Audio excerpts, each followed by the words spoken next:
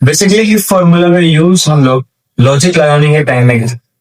इस फॉर्मूला का use basically हम लोग करते हैं ग्रेड कैलकुलेशन, यानी मार्कशीट जो हम लोग बनाते हैं, तो उस मार्कशीट में ग्रेड कैलकुलेशन करने के लिए, रिजल्ट कैलकुलेट करने के लिए, सैलरी स्ट्रक्चर में इनकम टैक्स कैलकुलेट करने के लिए किया है, और अलग अलग क्राइटेरिया के रूप में हम लोग इस फॉर्मूला का यूज करें।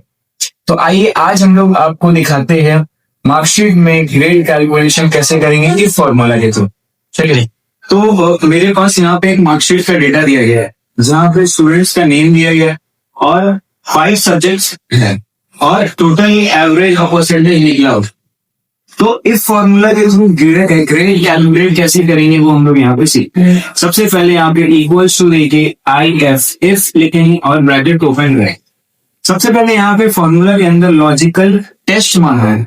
मेरा लॉजिकल टेस्ट ये है कि अगर किसी भी स्टूडेंट परसेंटेज 80% या 80% से ऊपर हुआ तो उस स्टूडेंट को ग्रेड ए दे देंगे। अगर किसी स्टूडेंट का परसेंटेज 60% या 60% से ऊपर हुआ तो उसको ग्रेड बी दे देंगे। और अगर किसी स्टूडेंट का परसेंटेज 40% या 40% से ऊपर हुआ तो उसको सी ग्रेड देना है। और ये तीनों लॉजिक अगर नहीं कर रहा तो लास्ट में आपको डी लेके क्लोज कर, यानी कि 40 से नीचे अगर किसी स्टूडेंट का आया हुआ परसेंटेज तो आपको वहां पे डी ग्रेड आ जाएगी।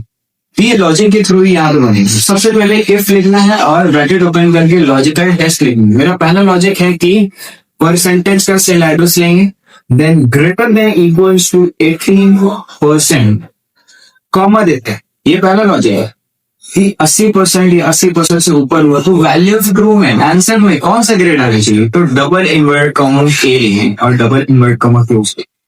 पहला लॉजिक कंप्लीट। ऐसे करके बी के लिए और सी के लिए भी लगाना लॉजिक। तो जब वापस से लॉजिक लगाएंगे तो यानी वापस से एक फॉर्मूला कॉमा लेके लगाएंगे, वापस से इफ लगाते हैं, ब्रैकेट ओपन करते हैं। मेरा लॉजिकल टेस्ट वही percentage greater than equals to, लेकिन इस बार 80 नहीं होगा, इस बार 60% होगा। कॉमा देके डबल इन्वर्ट कॉमा में बी लिखेंगे, डबल इन्वर्ट कॉमा क्लोज करके कॉमा। लास्ट लॉजिक सी के लिए वापस से इफ लगाएंगे, ब्रैकेट ओपन करेंगे, देन लॉजिकल टेस्ट वापस से परसेंटेज का cell address greater than equals to, इस बार रहेगा 40%, कॉमा देके तो क्या आना चाहिए लॉजिकल वैल्यू ऑफ ट्रू में, तो सी आना चाहिए और क्लोज करके कॉमा नहीं। उसके बाद इसको और ज्यादा फॉर्मूला को एक्सपेंड नहीं करते, ना डी ना ई ना एफ, सी का क्लोज करते हैं और लास्ट में कॉमा देने के बाद ये दूसरा वैल्यू फॉल्स। वैल्यू फॉल्स का मतलब है कि अगर ये लॉजिक सही नहीं हुआ तो वैल्यू फॉल्स में क्या आना चाहिए, यानी कि ए भी नहीं हुआ, बी नहीं हुआ, सी नहीं हुआ, तो वैल्यू फॉल्स में लास्ट डी आ जाना चाहिए। तो डबल इन्वर्ट कॉमा में डी लेके डबल इन्वर्ट कॉमा क्लोज किया, ठीक है। उसके बाद जितना बार ब्रैकेट ओपन किए हैं उतना बार ब्रैकेट क्लोज करें। 3 बार ओपन है, 3 बार क्लोज करें और उसके बाद एंटर प्रेस करेंगे। मेरा लॉजिक वाइज यहाँ पे आंसर आ, और इसको क्या करते हैं, नीचे ड्रैग करके आंसर ड्रॉप करते हैं तो बाकी सब का आंसर ऑटो फिल हो जाएगा। सबसे पहले यहाँ पे देखिए 83% तो उसका ए ग्रेड है। क्यों है, क्योंकि 80% से ज्यादा उसका ग्रेड, इसलिए किया है। उसके बाद इसका भी 80% से ज्यादा है, इसलिए इसका भी आया। इसका 40% से नीचे यानी लेस देन 40%, यानी कि वैल्यू फॉल्स में अगर रहता तो डी आना था, तो यहाँ पे डी आ जाएंगे। 38% डी आ गया, 73% डी आया है, 39% डी आया 40 से नीचे से, और 67% डी आया।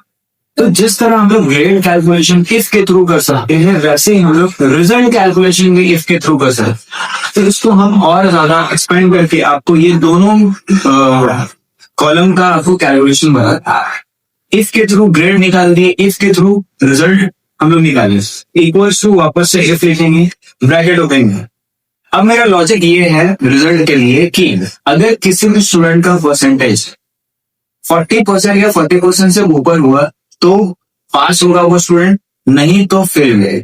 मेरा लॉजिक बस छोटा सा लॉजिक है, ज्यादा बड़ा लॉजिक है। तो वहां पे क्या करेंगे, इफ लिख के ब्रैकेट ओपन करके वापस से परसेंटेज का सेल एड्रेस लेंगे, ग्रेटर देन इक्वल्स टू 40% है तो वैल्यू ऑफ ट्रू में आनी चाहिए, डबल इन्वर्ट कॉमा के अंदर में pass, double invert comma close comma, और वैल्यू फॉल्स में आना चाहिए, डबल इन्वर्ट कॉमा ओपन करके फिर double invert comma close, bracket close. तो यहाँ पे मेरा लॉजिक के थ्रू पास या फिर फेल रिजल्ट आ गए। अब इसको ड्रैग करके ऑटो फिल करके बाकी सब कैंसिल है। जैसे मेरा लॉजिक था 40% से ऊपर हुआ तो पास होगा, नहीं तो फेल होगा। यहाँ पे 2 स्टूडेंट फेल हो गए, एक 38% वाला और एक 39%।